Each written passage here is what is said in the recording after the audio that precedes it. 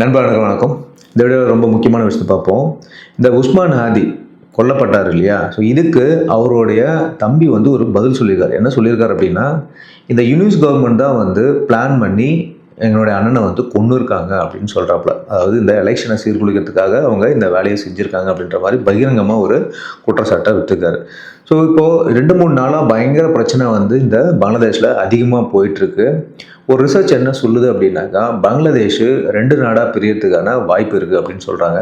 வாங்க full detail வீடியோக்குள்ளே போயிட்டு பார்க்கலாம். சரி, இப்போது பங்களாதேஷில் பார்த்தீங்கன்னா சீனியா வந்து தலைகீழாக மாறி போயிட்டுருக்கு அப்படின்னு தான் பார்க்குறோம். இவ்வளோ நாள் வந்து இந்தியா தான் எல்லாத்துக்கும் காரணம் அப்படின்னு சொல்லிட்டு இருந்த இந்த யூனிஸ் அரசாங்கத்துக்கு இப்போது வீட்டுக்குள்ளேயே ஒரு பெரிய வேட்டை வச்சுருக்காங்க அப்படின்னு சொல்லணும். கொல்லப்பட்ட இந்த மாணவர் தலைவர் உஸ்மான் ஹாதியோட தம்பி ஒமர் ஹாதி என்ன சொல்கிறார் அப்படின்னாக்கா, உஸ்மான் ஹாதி கொல்லப்பட்டது ஒரு சாதாரண கொலை கிடையாது, இது ஒரு பெரிய அரசியல் சதி அப்படின்னு சொல்லிட்டு அவரோட தம்பி ஒமர் ஹாதி வந்து ஓப்பனாக சொல்லியிருக்காரு. என் அண்ணனுடைய சாவுக்கு முகமது யூனிஸோட அரசாங்கமும் அவருடைய வெளிநாட்டு நண்பர்கள் தான் வந்து காரணம் அப்படின்ற மாதிரி போட்டு உடைச்சிருக்காரு அப்படின்னு சொல்றாங்க. பிப்ரவரி மாதம் அங்கே எலெக்ஷன் நடக்கணும். அந்த எலெக்ஷனை நிறுத்துறதுக்காக தான் வந்து இந்த கொலையை வந்து இவங்க பண்ணியிருக்காங்க அப்படின்ற மாதிரி ஒரு பெரிய குண்டை எடுத்து போட்டிருக்காரு. அது மட்டும் இல்லாமல் யூனிஸ்க்கும் அதே கதி தான் அப்படின்ற மாதிரி ஒரு கோஷமும் அங்கே போடுறாங்க. அது என்ன அப்படின்னா, ஒமர் ஹாதி வந்து பேசும்போது ரொம்ப ஆவேசமான சில வார்த்தைகள்லாம் வந்து சொல்லியிருக்காரு அப்படின்னு சொல்லப்படுது. ஷேக் ஹசீனா எப்படி நாட்டை விட்டு ஓடினாங்களோ அதே நிலை தான் முகமது யூனிஸ்க்கும் வரும் அப்படின்ற மாதிரி அவர் ரொம்ப பகிரங்கமாக சொல்லியிருக்காரு. நீங்க செஞ்ச வினை வந்து உங்களை வந்து சேரும் அப்படின்ற மாதிரி அவர் ஒரு சாபம் மாதிரி விட்டுருக்காரு அப்படின்னு சொல்லப்படுது. அதாவது யூனிஸ் இப்போ ஒரு பொம்மை மாதிரி தான் வந்து செயல்படுறாரு அப்படின்ற மாதிரி அவங்க சொல்றாங்க. அவருக்கு பின்னாடி பெரிய மாஸ்டர்களான இந்த சிஏஏ மற்றும் பாகிஸ்தானுடைய ஐஎஸ்ஐ இருக்காங்க அப்படின்ற மாதிரி ஒரு ஷாக்கிங் நியூஸையும் அவர் வந்து பகிரங்கமாக சொல்லியிருக்காரு அப்படின்னு பார்க்குறோம். சரி, ஏன் இந்த கொலைகள்லாம் நடக்குது அப்படின்னு நம்ம பார்க்கும்போது, இந்த மாணவருடைய தலைவர்கள் எல்லாரையும் வந்து குறிவிக்கிறது ஏன் அப்படின்னு நம்ம யோசிச்சோம்னா, அதுக்கு பின்னாடி சிம்பிளான சில கணக்குகள் இருக்குது அப்படின்னு பார்க்குறோம். இப்போ பங்களாதேஷில் இந்த மாணவர் தலைவர்கள்லாம் சேர்ந்து ஆரம்பித்த இந்த நேஷனல் சிட்டிசன் பார்ட்டி, இந்த என்சிபி சொல்லுவோம் இல்லையா, அவங்க ரொம்ப பாப்புலராக இருக்காங்க அப்படின்னு நம்ம பார்க்கப்படுது. எலெக்ஷன் நடந்தால் இவங்க தான் ஜெயிப்பாங்க அப்படின்ற மாதிரி ஒரு ரிப்போர்ட்டும் சொல்லுது. இவங்க ஆட்சிக்கு வந்தாங்க அப்படின்னா யூனிஸ்க்கும் அவரோட வெளிநாட்டு நண்பர்களுக்கும் அங்கே வேலை இருக்காது அப்படின்ற மாதிரி ஒரு முக்கியமான விஷயமா பார்க்கப்படுது. வெளிநாட்டு நண்பர்களும் யாரும் தெரியும், குறிப்பாக பாகிஸ்தான் அப்படின்னு நம்ம சொல்லுவோம்.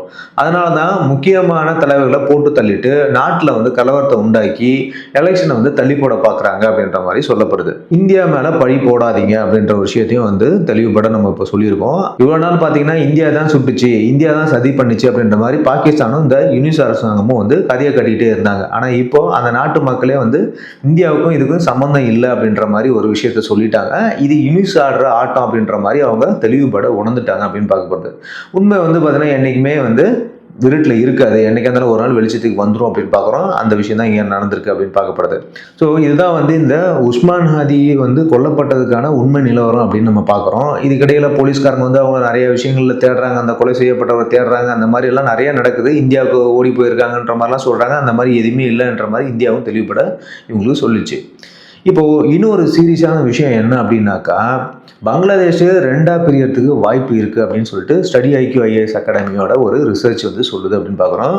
இந்த ரிசர்ச் எந்த அளவுக்கு சாத்தியம் அப்படின்ற மாதிரி பார்ப்போம். ஷேக் ஹசீனா அரசாங்கம் வந்து கவிழ்ந்த பிறகு அங்கே அமைதி வந்துடும் அப்படின்ற மாதிரி எல்லாரும் நினைச்சாங்க. ஆனால் அதுக்கப்புறம் கிட்டத்தட்ட 637 பேர் வந்து கொல்லப்பட்டிருக்காங்க. இதில் கொடுமை என்ன அப்படின்னாக்கா, 70% பீப்புள் வந்து எல்லாமே இந்த அவாமி லீக், அதாவது ஷேக் ஹசீனாவுடைய ஆளுங்கட்சியா, முன்னாள் ஆளுங்கட்சியா இருந்தாங்க இல்லையா, அவங்கள சார்ந்தவங்க அப்படின்னு சொல்லப்படுது. அதாவது அங்கே இன்னும் இந்த பழிவாங்கும் அரசியல் வந்து குறையவே இல்லை அப்படின்னு தான் பார்க்குறோம். அடுத்தது முக்கியமான விஷயம் என்னன்னா, இந்த 3 பிரிவாக பிரிஞ்சு நிற்கக்கூடிய மாணவர்கள் அப்படி பார்க்குறோம். இந்த புரட்சியை முன்னெடுத்த மாணவர்கள் இப்போ 3 குரூப்பாக வந்து பிரிஞ்சு ஒருத்தர் அடிச்சுக்கிறாங்க அப்படின்னு பார்க்கப்படுது. முதல் கட்சி யாரு அப்படின்னு பார்த்தீங்கன்னா இந்த என்சிபி, அதாவது தேசிய குடிமக்கள் கட்சி அப்படின்னு சொல்றோம். இவங்க முகமது யூனிஸ் தலைமையிலான இடைக்கால அரசை வந்து சப்போர்ட் பண்றவங்க அப்படின்னு சொல்லப்படுது. நாங்கள் தான் உண்மையான புரட்சியாளர்கள் அப்படின்ட்டு இவங்க ஒரு டைப்ல வந்து சொல்லிட்டு உட்காந்துருக்காங்க. அடுத்தது கேம்பஸ் குரூப்னு சொல்லிட்டு ஒரு புது குரூப் இருக்கு. இவங்க யார் அப்படின்னா யூனிவர்சிட்டிக்குள்ளே இருந்துகிட்டு அரசியல் பண்ணிட்டு இருக்க ஒரு குரூப் அப்படின்னு நம்ம பார்க்குறோம். அடுத்து பார்த்தீங்கன்னா இந்த இன்க்லாப் மஞ்சு, இவங்க தான் வந்து ரொம்ப டெரரான குரூப் அப்படின்னு பார்க்குறோம். இந்தியா கூட எந்த ஒரு ஒட்டும் இருக்கக்கூடாது, உறவும் இருக்கக்கூடாதுன்ற மாதிரி இவங்க பேசுறவங்க. இவங்க தான் அதிக அளவில் ரோட்ல நின்று அரசியலில் வந்து பண்ற ஒரு மிகப்பெரிய குரூப்பாக வந்து இப்போ அங்கே உருவெடுத்திருக்காங்க அப்படின்னு சொல்லப்படுது. ஸோ இவங்களுக்கு இடையே பார்த்தீங்கன்னா இப்போ ஒரு அடிதடியே ஆரம்பிச்சிருக்கு அப்படின்னு சொல்லப்படுது. ஒருத்தர் வந்து அட்டாக் பண்ணிக்கிறாங்க, அறிவிக்கிறாங்க. 2013 தடை செய்யப்பட்ட இந்த ஜமாதி இஸ்லாமி இது வந்து ஒரு தீவிரவாத குரூப்னே அங்கே வந்து அறிவிக்கப்பட்டது. இப்போ இந்த கோர்ட் நோட்டீஸ் வந்து ஒரு கிளீன் சிட்டாக வந்து அவங்களுக்கு கொடுத்துருச்சு, அவங்கள வெளியே அனுப்பிச்சு அவங்க வந்து ரொம்ப ஜாலியாக வந்து இப்போ வெளியே சுற்றிட்டு இருக்காங்க அப்படின்னு சொல்லப்படுது. இந்த ஜமாதி இஸ்லாமியோட பிளான் என்ன அப்படின்னு பார்த்தோன்னா, இவங்க வந்து முழுக்க முழுக்க ஒரு மதவாத சக்தி அப்படின்னு நம்ம சொல்கிறோம். அதாவது மக்களுக்கு ஜனநாயகம் மேலே இருக்கிற நம்பிக்கையை குறைக்கணுமா, இந்தியாவுக்கு எதிராக வெறுப்பை தூண்டி விடுறது. அடுத்தது பார்த்தீங்கன்னா, கடைசியில் எந்த ஒரு கட்சியும் வந்து சரிப்பட்டு வராது, நாங்கள் தான் வந்து இதுக்கு ஒரு தீர்வு சொல்ல முடியும் அப்படின்ற மாதிரி நாட்டை ஒரு மதவாத நாடாக, அதாவது இந்த ஷரியத்ல வந்து கொண்டு வரதுக்கு இவங்க வந்து அதிகமாக முயற்சி பண்ணுறாங்க அப்படின்னு பார்க்கப்படுது. இவங்க வந்து அதிக அளவில் பாகிஸ்தானை வந்து பேக் பண்ணக்கூடிய ஒரு குரூப் அப்படின்னு பார்க்குறோம். எப்படி வந்து ஆப்கானிஸ்தானில் வந்து ஒரு ஷரியத்லா வந்துச்சோ அந்த மாதிரி ஒரு சில முஸ்லீம் கண்ட்ரீஸில் வந்து பார்த்தீங்கன்னா மேஜராக இந்த ஷரியத்லா தான் இருக்கும். ஸோ அதை வந்து பங்களாதேஷில் கொண்டு வரணும் அப்படின்றது தான் வந்து இந்த குரூப்போட முக்கிய நோக்கமாக இருக்குது. ஸோ இப்போ முக்கியமான குரூப் வந்து எல்லாமே ஒருத்தருக்கு ஒருத்தர் பிரிஞ்சு போய் அங்கே அடிச்சுக்கிறாங்க அப்படின்னு பார்க்கப்படுது. இப்போ பங்களாதேஷ் பிரியறதுக்கு வாய்ப்பு இருக்கா அப்படின்னு கேட்டீங்கன்னா, இதை தெரிஞ்சதுக்கு முன்னாடி பங்களாதேஷோட ஒட்டுமொத்த பாப்புலேஷன் நம்ம வந்து தெரிஞ்சுக்கணும். பங்களாதேஷோட மொத்த மக்கள் தொகை பார்த்தீங்கன்னா கிட்டத்தட்ட 16.98 கோடி, அதாவது 17 கோடி வச்சுப்போம். இதில் வந்து சராசரியாக இஸ்லாமியர்கள் வந்து 15.45 கோடி இருக்காங்க, இந்து மதத்தை சேர்ந்தவங்க 1.35 கோடி இருக்காங்க, புத்த மதம் வந்து 10 லட்சம் பேர் இருக்காங்க, கிறிஸ்துவ மதம் பார்த்தீங்கன்னா 5 லட்சம் பேர் இருக்காங்க, மற்ற பழங்குடைய மற்ற மதம்லாம் சேர்த்தா ஒரு 2 லட்சம் பேர் இருக்காங்க. இப்போ பங்களாதேஷ வடக்கு பகுதியான இந்த ராங்பூர் மற்றும் தெற்கு பகுதியான சிட்டகாங் இந்த 2 இடத்துலையும் ஒரு தனித்துவமான கலாச்சாரம் இருக்கு அப்படின்னு பார்க்குறோம். இங்க அதிகமாக வந்து இந்துக்கள், புத்த மதத்தை சேர்ந்தவங்க மற்றும் இந்த பழங்குடி மக்கள் இருக்காங்க அப்படின்னு சொல்லப்படுது. அங்க இருக்கிற சிறுபான்மையர் மேல தாக்குதல் அதிகமானா அவங்க தனிநாடு அல்லது சுயாட்சி கேட்க வாய்ப்பு இருக்கு அப்படின்னு சொல்றோம். 1971 எப்படி வந்து ஈஸ்ட் பாகிஸ்தான் வந்து நம்ம வந்து பிரித்து பங்களாதேஷை மாறிச்சோ அதே மாதிரியான ஒரு சூழல் இப்போ உருவாகிறதுக்கு வாய்ப்பு இருக்குது அப்படின்னு சொல்லிட்டு இந்த கணிப்பும் சொல்லுது. இந்த ராங்பூர் பகுதி பார்த்தீங்கன்னா இந்தியாவோட சிக்கன் நெக்குக்கு ரொம்ப பக்கமாக இருக்குது அப்படின்னு சொல்லப்படுது. ஒருவேளை பங்களாதேஷில் இந்தியாவுக்கு எதிரான, அதாவது இந்த பாகிஸ்தான் சப்போர்ட் பண்ணுற குரூப் இருக்காங்க இல்லையா, அவங்க இந்த ரங்பூர் வழியாக ஏதாவது குடைச்சல் கொடுத்தாங்க அப்படின்னா நம்மளுடைய இந்த நார்த் ஈஸ்ட் மாநிலம் வந்து இந்தியாவோட மெயின் ஏரியாவிலேருந்து கட் ஆகிடும் அப்படின்னு பார்க்குறோம். இந்த ரங்பூர் பார்த்தீங்கன்னா ஒரு காலத்தில் நம்மளுடைய வெஸ்ட் பெங்கால் கூட இருந்த ஏரியா அப்படின்னு சொல்கிறாங்க. அதனால தான் அங்கே இருக்கிற மக்களுக்கு இங்கே இருக்கிற மக்கள் கூட வந்து ஒரு ரத்த பந்தம் அதிகமாக இருக்குது அப்படின்னு பார்க்கப்படுது. அங்கே இருக்கக்கூடிய சிறுபான்மையை அடித்தாங்க அப்படின்னா இங்கே இருக்கிற மக்கள் வந்து சும்மா இருக்க மாட்டாங்க, கொதிச்சு எழுவாங்க அப்படின்னு நம்ம பார்க்குறோம். அடுத்தது முக்கியமானது எதுன்னு பார்த்தீங்கன்னா இந்த சிட்டகாங். இந்த சிட்டகாங் எப்படி சொல்கிறாங்கன்னா மலைகளினுடைய மர்மம் அப்படின்னு சொல்கிறாங்க. இது பங்களாதேஷோட தென்கிழக்கு பக்கம் இருக்குது அப்படின்னு பார்க்குறோம். இங்கே இருக்கிறது சமவெளிலாம் கிடையாது, செம மலைப்பகுதி அப்படின்னு சொல்கிறோம். இங்கே இருக்கிறது வந்து பார்த்தீங்கன்னா இந்த சக்மா, மர்மா அப்படின்னு சொல்லக்கூடிய புத்த மதம் மற்றும் இந்த பழங்குடி மக்கள் அப்படின்னு சொல்கிறோம். இவங்களுக்கு பங்களாதேஷோட மெயின் ஸ்ட்ரீம் இருக்கக்கூடிய அந்த கலாச்சாரம் வந்து செட்டே ஆகலை அப்படின்னு பார்க்கப்படுது. பங்களாதேஷ் ஆர்மி அங்கே இருக்கிற நிலங்களை வந்து ஆக்கிரமிக்கிறதா வந்து அவங்க ஒரு பெரிய குற்றச்சாட்டையும் வந்து சொல்லிட்டு இருக்காங்க. இதனால அங்கே இருக்கிறவங்க ஏற்கனவே ஜும்மா லேண்ட் அப்படிங்கிற ஒரு தனி நாடு கனவுலையும் வாழ்ந்துட்டு இருக்காங்க அப்படின்னு பார்க்கப்படுது. சரி, இந்தியா எப்போ உள்ள வரும், அதாவது பங்களாதேஷ் வந்து 2 நாடா பிரிக்கிறதுக்கு இந்தியா உதவுமா, இல்லை வந்து எந்த ஒரு சூழ்நிலையும் இந்தியா உள்ள வரும் அப்படின்னு பார்க்கணும். ஏன்னா இந்தியாவோட உதவி இல்லாமல் கண்டிப்பாக 2 நாடா பிரியறதுக்கான வாய்ப்பு கிடையாது.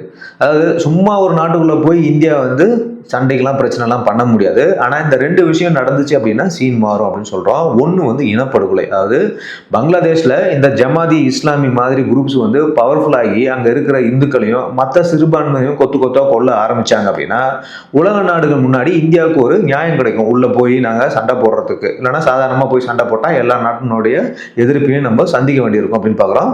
மனிதாபிமான அடிப்படையில் நாங்கள் வந்து உள்ளே வந்திருக்கோம், இவங்களை காவந்து பண்ணுறதுக்கு 1971 மாதிரி நாங்கள் வந்து இதில் இறங்கி இருக்கும் அப்படின்ற மாதிரி ஒரு ஜஸ்டிஃபிகேஷனை இந்தியா கொடுக்கலாம்னு பார்க்கப்படுது. இது பாயிண்ட் நம்பர் 1. பாயிண்ட் நம்பர் 2 என்னன்னா பாகிஸ்தான் சீனா கூட்டணி. அதாவது பங்களாதேஷ் கவர்மெண்ட் முழுசா பாகிஸ்தான் ISI சொல்றதை கேட்டு இந்தியாவுக்குள்ள தீவிரவாதிகளை அனுப்ப இந்த ரங்பூர் அல்லது வந்து சிட்டகாங் ஏரியாவை வந்து கொடுத்துட்டாங்க அப்படின்னாக்கா நம்ம பாதுகாப்புக்காக இந்தியா ஒரு பஃபர் ஜோனை உருவாக்குறதுக்கு அந்த பகுதியில் ஒரு தனி நாடாகவோ அல்லது வந்து தன்னோட கட்டுப்பாட்டில் கொண்டு வரவோ முயற்சி பண்ணும் அப்படின்னு சொல்றோம். அதாவது ஒரு பஃபர் ஜோன் உருவாக்குறது மூலியமா அந்த நாட்டுக்குள்ளேருந்து தீவிரவாதிகள் வர வரதை நம்ம தடுக்க முடியும் அப்படின்னு பார்க்கப்படுது. பஃபர் ஜோன் உருவாக்கலாம் அல்லது ஒரு தனி நாடாக பிரித்து கொடுக்கலாம் நமக்கு ஆதரவாக இருக்கவங்கள அப்படின்ற மாதிரி ஒரு விஷயங்கள் வந்து இங்கே சொல்லப்படுது அப்படின்னு பார்க்குறோம். சரி, இப்போதைக்கு பங்களாதேஷ் வந்து 2 நாடாக பிரியுமா அப்படின்ற மாதிரி ஒரு கேள்வி வந்துச்சு அப்படின்னாக்கா அதுக்கு வந்து சாத்தியம் ரொம்ப ரொம்ப கம்மி தான். ஏன் அப்படின்னா மொத்தமாக 17 கோடி மக்கள் தொகையில் வெறும் 1.5 கோடி மக்கள் தான் வந்து முஸ்லீம் இல்லாதவங்க அப்படின்னு நம்ம பார்க்குறோம். இதனால் மதவாரியாக தனி நாடாக பிரியறதுக்கான வாய்ப்பு ரொம்ப ரொம்ப கம்மி அப்படின்னு பார்க்கப்படுது.